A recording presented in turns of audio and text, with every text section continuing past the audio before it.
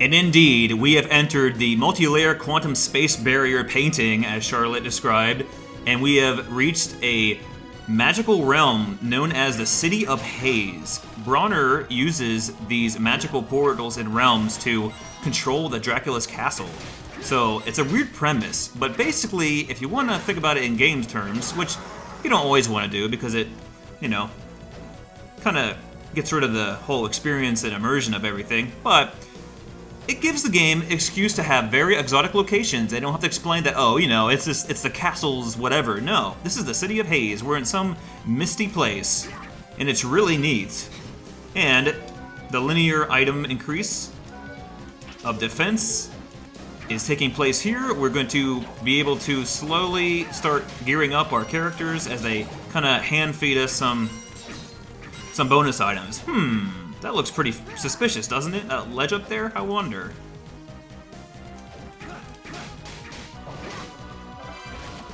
You know what? Maybe that axe armor right there always drops a copper plate. I'm pretty sure about that. And as other Castlevania games I have done, this is kind of, in a way, a aged blind Let's Play, in terms of the last time I played this game was like 7 years ago.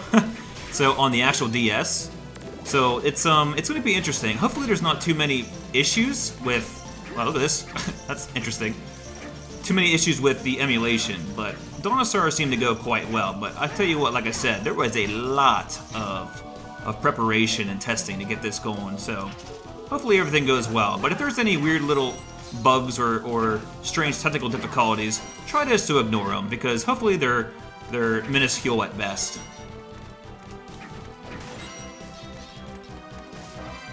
I've been a little bit curious. I bet this is going to be not as good. Yep. That copper plate drop was nice.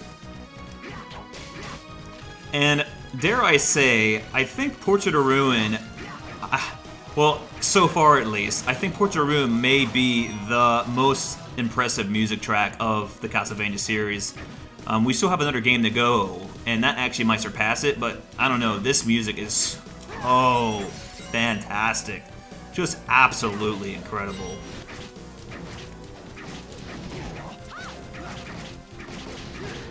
And of course we got very awesome, unique enemies. You get some of the familiars, but you get some totally brand new ones. That one was Andras, whoever that actually is. And I don't know, it's just all around a brand new game. So yeah, as I said, a whole just entirely different game, and really is probably the least known, at least in my opinion. It's the one that just like kind of gets away from the rest of the Castlevania games, and I don't know why that could be. So this is different, interesting. Her intelligence goes down by 1, but the defense goes up by 1 as well. So for me, I think it's more important that her magic's a little stronger, so we're going to keep it with the lighter gear, I guess. And when enemies flash blue like this basically means that the enemy is resistant to the current attack, so that's kind of hinting that you might want to use Charlotte there for her magic ability. But luckily, since that enemy wasn't that difficult, it doesn't really matter. And another cool thing here is if you switch to Charlotte here, this Zacchino, this suitor of sorts, will actually swoon over Charlotte and not attack you. But if you're just Jonathan, he would. So that's kind of... They're really working with that whole dual aspect. It's kind of neat, I guess. It's cool that they do this stuff. And of course, we got the same old leveling up system, which allows us to gradually just get stronger as we go. You don't want to skip enemies because the bosses will be the gate of the player, so you make sure that you're strong enough to fight bosses with defense and damage-wise and all that. It really depends, though, on your pacing. You can go back and forth and constantly fight enemies because they respawn, or you can go the other route and just fight them as you go, and this only the first time you meet them, which is kind of what I'm doing. I'm probably going to fight enemies when I have to backtrack, depending. But most of the time, it's not going to work out that way. And would you look at this? Another weapon for Jonathan, and that is the Claymore. Huge attack boost, and look at that, one-handing it. A little more upper body strength than his Soma counterpart, I guess. Fancy old frilly Soma. Soma Cruz. To be honest, I get a little sick of playing as Soma, so this is nice. Sandals. Yeah, I don't know how sandals increases your defense. To me, I would be harder for me to walk than the boots I'm currently wearing, but this is a Castlevania game after all.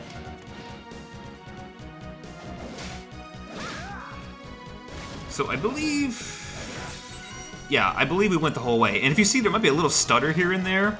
I think it's the nature of the beast of recording on a DS emulator, and also I'm using a very old version of Fraps. I had to go all the way back to my roots and use Fraps, which I try to avoid as much as possible because it is the most resource-intensive bullshit I ever did experience. So, you know, what can you do? So, I do see a room that we missed, and it could be something important. Since we're this early in the game, it could be a magic spell or a important weapon that we want to use, so let me go grab that. Okay, here we are. Yeah, see, I knew it. We get an interesting move. Now, this one's called Rush, so a basic combination where both partners take turns attacking. So this is like a super dual crush power, and if your magic meter is flashing, you can use it. So let's try it out on this axe armor.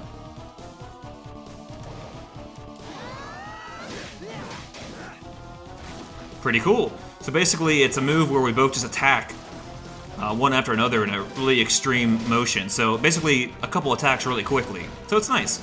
And it takes about, apparently, half a magic meter. So whenever it's flashing is when you can use it. If it's not flashing, obviously you don't have enough magic to use a dual crush.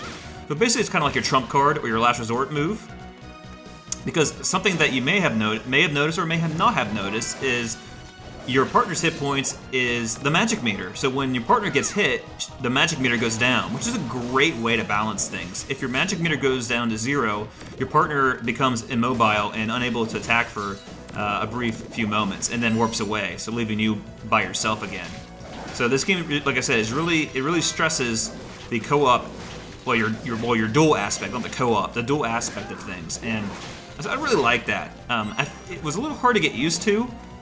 And you still play, they weren't stupid. I mean, you still play as Jonathan for the most part, who is your, you know, Soma character throughout the most of the game, but Charlotte is not just a secondary character. You will use her as a full-out character, especially when her magic trumps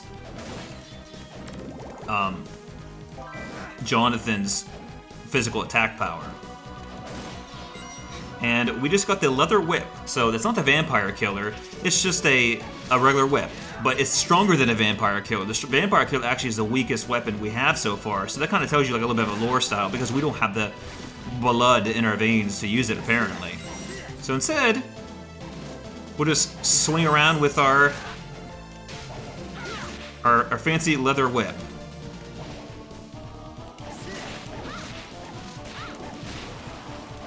And like I said, I love that you can, the way that they show the enemy names when you attack them, that's such a great feature.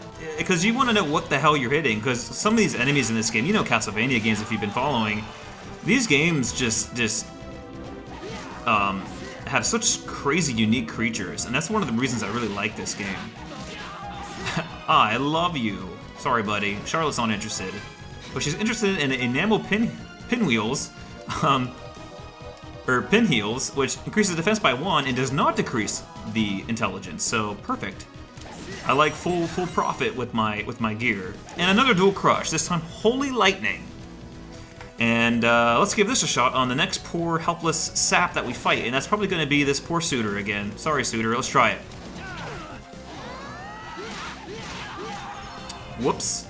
Yeah, I didn't think you could use that right away. So here we go. And what's cool is that you can have the dual crush on different characters. So if I wanted to use Rush only with Charlotte, I can do it with now like this. And if I want to use Holy Lightning, I'll be with Jonathan. Personally, I think Holy Lightning's just better. So we're just gonna switch to Holy Lightning for both. And making our way further into the City of Haze. Looks like we're going down into the metro area. So this is definitely a bustling kind of steampunk-esque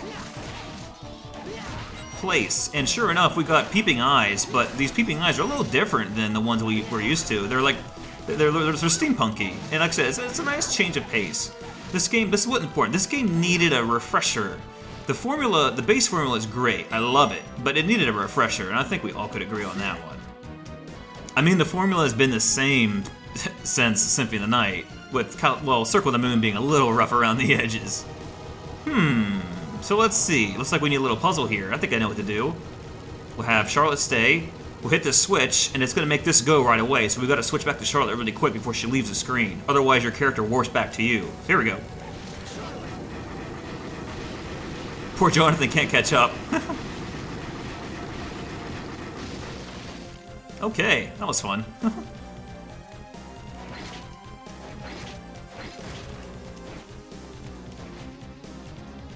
And what do we got? Another skill cube. Call partner to use their skill or magic with R. And so that means Jonathan will use his sub-weapon, and Charlotte will use a weaker form of her power. So that's useful. Now, you can't get the full effect of her magic power if you don't use her, and her full effect is way stronger. However, it's nice because her Tome of Arms is not very useful. It's a last resort type of weapon. Alright, let's see where we're heading off to. Oh, wait, we got plenty of warps. We already have like 3 warps of this place, so if we did want to head back to buy items or restock with Vincent, we could, but I think we're okay so far. And hey, look at this! Gale Force, tear through the enemies with raging winds. Huh. Well, it looks like there's a lot of kind of cold-esque enemies here, so I think we're going to not use that right now. But I suppose I can show you really quick. It's very possible some of this magic we're never going to really use, so let's give them a shot when we get them. I see, so it probably is one of those things where it constantly cuts into the enemy. Maybe we will keep it for a little bit. That's okay, we'll try it out. Okay, and we got a mace, which is a slower two-handed weapon, but extreme strength. Plus it gives you the arcing ability, which in any Castlevania game, in my opinion, that arcing ability is pretty much tops anything else. Plus, he has such a long recoil with this swing, unlike the Claymore, that it actually can hit twice if you hit him really early. So that is considerable increased DPS. So there's some in-depth combat for a 2D game. It's pretty cool. And like I said, the DS game with Fraps recording at 60 frames per second and the DS emulator being very resource heavy, 2 resource heavy things going on at once, you're going to see those teeny little lag spikes. But thankfully, it does not cause any audio desync, which is what I would have been afraid of. It just goes with the flow. You just see a little, you know. So no problemo. I'm okay with that. I'm pretty happy this is as best as it can get. The only other effect that I see that happens in this game periodically is some of the sound seems to clip in the game audio. You heard that mostly in the very beginning of the game during the crickets section, and it was actually pretty terrible. But you know what?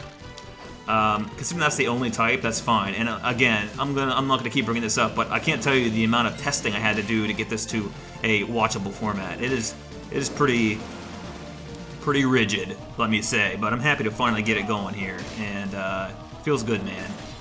And another thing I recommend is not full screening this game to watch it. I recommend watching it on maybe just a larger window, because you don't want to scale this game any higher than it is. I'm already scaling it by a little bit to be able to have some sort of decent viewing size. I could have kept it native, but you're gonna have a pretty small screen. Okay, Imp, you gotta come down, buddy. I am not playing your little game. Not playing the game, man. Oh yeah, I like that Gale Force. It's not too bad, especially as a secondary weapon. Look at that. That is so cool. But again, it makes your magic go down. And remember, your magic is also your dual crush and your partner's hit points. So gotta be careful with that. And of course, you know, you got all these familiar enemies like the Imp. But what I think was smart design was to have a lot of new enemies here. And see, even though he's still flashing blue, meaning we're not doing as much damage, it doesn't matter. It's still really good. And look at that. See that platform up there? Yeah. You can hide that from me.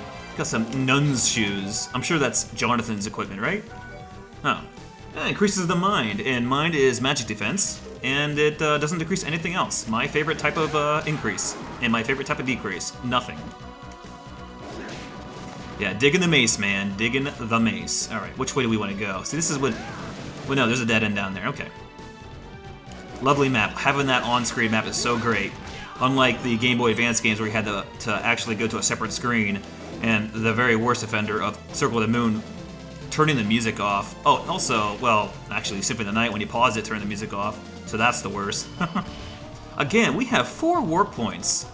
But this area, the City of Haze, it's actually a big street. It's like really elongated. It's not really a nest of any kind. So that's a thing to consider as well. All right, I do believe that we are heading to the very first boss of this game. And let me just say that this boss could be quite tough. And another thing I need to include here, since it's been literal years since I played Dawn of Sorrow, the previous Let's Play, I have never died since Symphony of the Night, or at all, since starting Symphony of the Night. So that's a pretty big 0 death streak. I probably just jinxed myself because some of these bosses are really tough. The pressure's on, but it wouldn't be so bad if I died because the pressure would be off. However, I must say, as I hype this boss up, as I am known to do, this boss music in this game is probably my favorite of all the Castlevanias, maybe. So, let's be quiet, turn the music up, and let's root Blatty on as we fight the first boss of Castlevania Portrait of Ruin. Here we go, guys. Oh shit.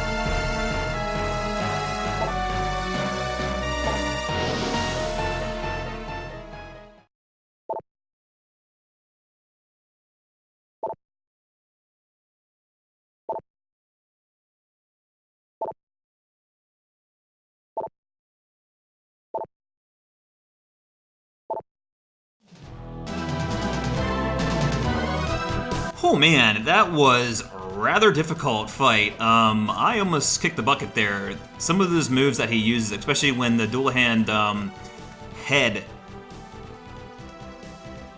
attaches to itself, it does some pretty gnarly damage. And without that one potion that I bought that Win wanted me to get, we might have lost that streak. That was a close one, but the mace did really well there. And we get the Acrobat Cube. Spring off the partner's shoulders to jump again in midair. Oh, look at that. A interesting double jump. You can't do it on command. You actually have to land on the opponent's shoulders to jump. So, yeah, I like the change of pace there. It's not just the same old double jump. And a little plot device here. We have another element here, and it's the Loretta, Sister Loretta, Lady Loretta, who apparently is the daughter of Bronner, and she's a vampire. And she states that this is not the only magic influence in the castle.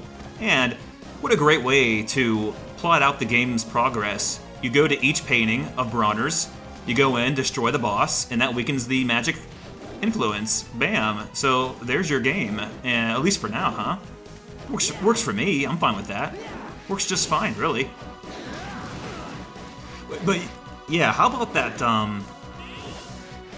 God, they are annoying in every fucking game. But how about that boss? And how about that boss music? Am I right? That was absolutely fantastic. Oh, let's put our cape on. Everybody likes to play as superhero, don't they? Yeah. Yeah, that first boss can be a doozy because he is extremely damaging, like I said, and it was fun. It was fun. It was fun to fight. I will take those thick glasses. Thank you very much. And okay. And again, less magic defense, but way more damage. Let's do it. Ah, look at that sword. But we need to be able to kind of like be smaller, but in midair. I'm gonna be 100% honest with you. I have no idea how you actually get that until later, I guess.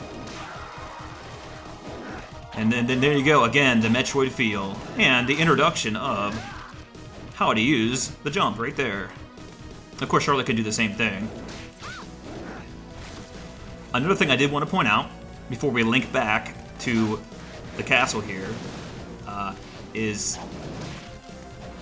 the anime style that Donosaro adapted is here as well. And again, not my favorite type, but you use what you can use. That's just how it works. So Moonwalkers boost boots that enhance the ability to dash backwards, so you can dash even further backwards. Well, why not? I mean, that's a really good invasive move until the defense increase from another boot is a lot better than that. We're just gonna go ahead and do that way, I guess. Oh, here we go. Another Andros. Oh, ridiculously strong Gale Force win, but remember, that's because we got her intelligence up. That's what makes it stronger. Hey, another weapon. The way I'm gonna do this, unless something is really terrible, that's even more damage than the mace. Wow, it's probably faster too.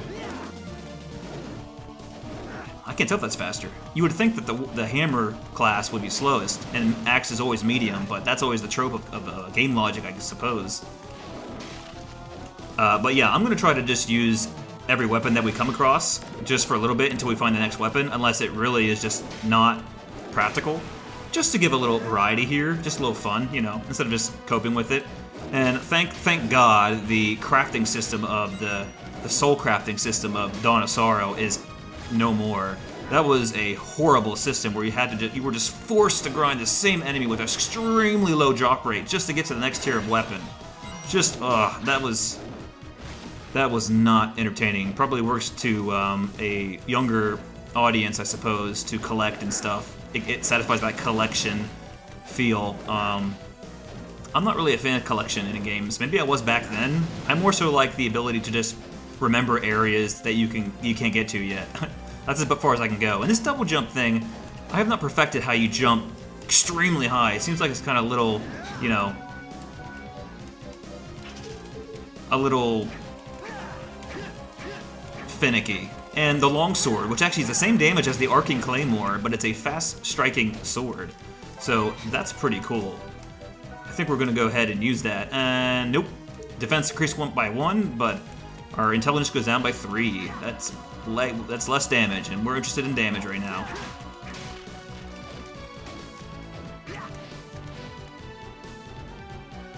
Just lovely music. I'm gonna guess it's a, I don't know, nope, nothing. a push cube. While pushing an object, call your partner to help you push. Okay. Indeed. Pretty cool. And each of them have unique animations, so that's also a nice thing. Okay, let's have some fun here. Let's switch to Charlotte for a little bit. One shot, baby. Insane. Yeah, she's strong. Like, don't think it's like, oh, watch this. Oh man, look at that shit. Charlotte. That's good shit. I love it. And look at this. It's not just offensive spells that Charlotte can have. It's also defensive spells. So boost Constitution temporarily. So indeed. Now I don't think you can do a weapons. I think you can only switch to one type. I don't know if there is ability to do a swap. There might be. But anyway, now my Constitution is currently 7. When I use this and charge it up, plus 30 is my thing.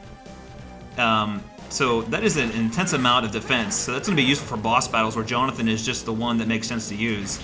But you could also rare drop, Biker's Jacket. Defense down by 4, but strength up by 2. And okay, you know what? I think we're going to do that because we're a little bit more offensive usually anyway. But what I was saying is that you can use the con boost and then switch to another spell, but I'm probably not going to bother with that.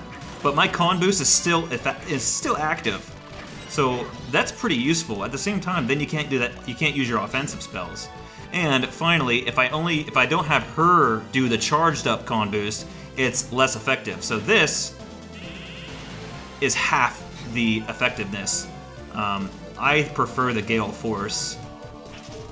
Just massacred those axe armors. So we have officially linked back. So we're going to go ahead and just link back to the start of the City of Haze so we can exit and go back to the castle.